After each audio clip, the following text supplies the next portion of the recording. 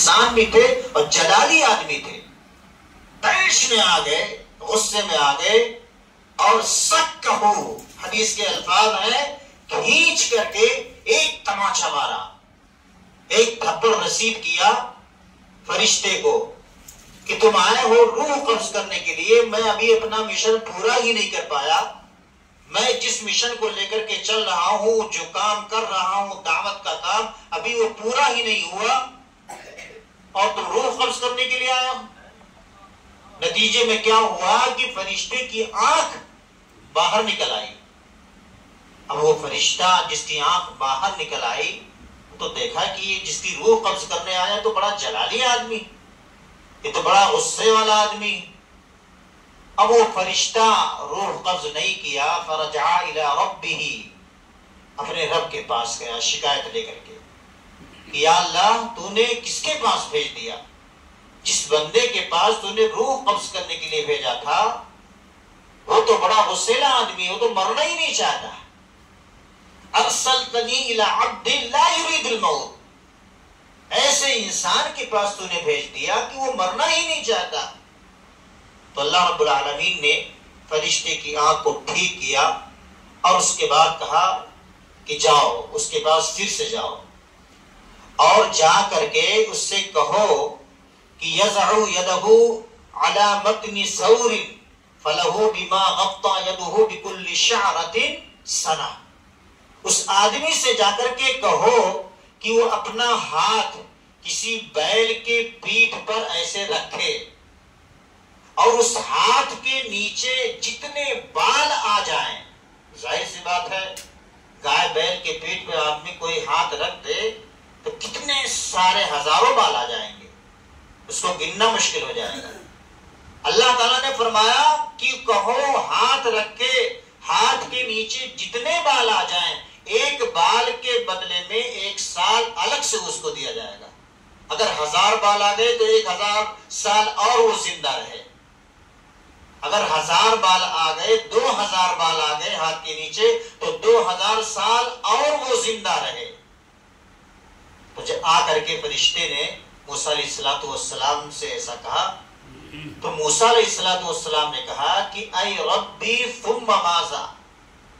اے میرے رب پھر اس کے بعد کیا ہوگا. چلو مان لیتے ہیں 2000 بال آ گئے میرے ہاتھ کے نیچے اور میری عمر 2000 سال اور بڑھا دی گئی, پھر اس کے بعد کیا ہوگا. تو اللہ رب العالمین نے فرمایا ثم الموت, پھر اس کے بعد تو مرنا ہی ہے. 2000 سال کی لمبی عمر گزارنے کے بعد جب وہ 2000 سال ختم ہو جائے گا تو پھر اس کے بعد مرنا ہے. ایسا نہیں ہے کہ یعنی تا قیامت تم کو زندہ رہنا ہے, وہ مدت پوری ہوگی مرنا, موت آ جائے گی. تو موسیٰ علیہ السلام نے کہا ثم فالآن, تو اب جب مرنا ہی ہے 1000 سال یا 2000 سال یا 3000 سال کے بعد انجام وہی سامنے آنا ہے, مرنا ہے, موت ہے,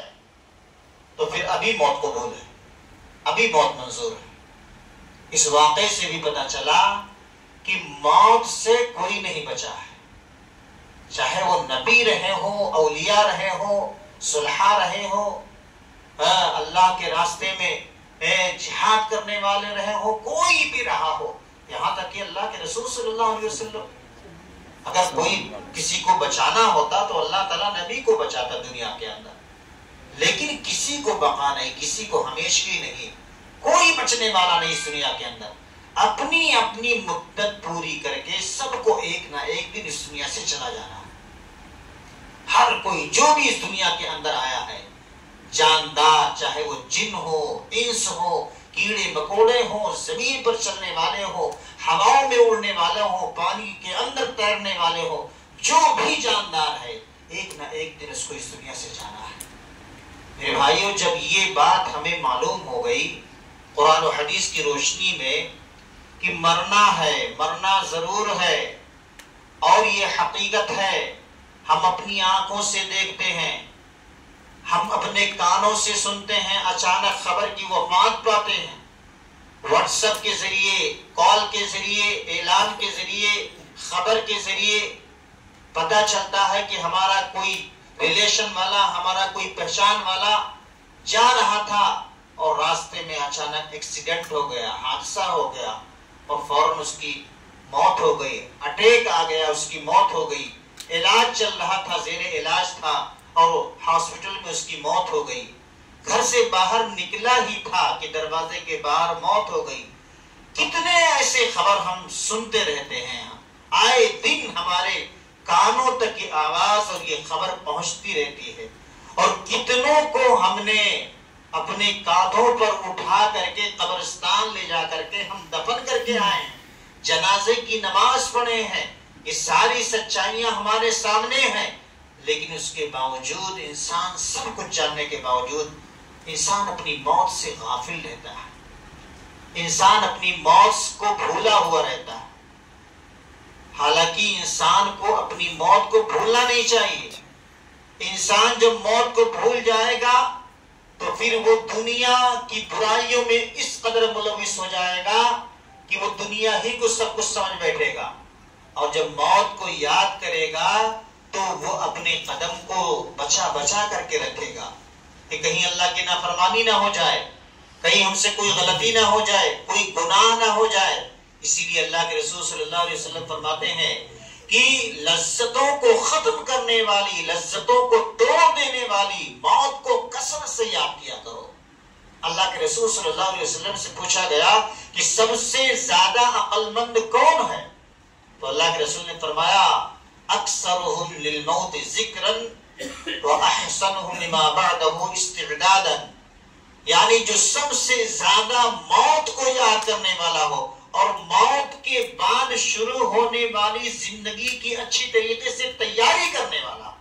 اولئک الاکیاس، وہی سب سے زیادہ عقل مند ہے۔ سب سے زیادہ عقل مند ہمارے نزدیک کوئی ہو سکتا ہے دوسرا،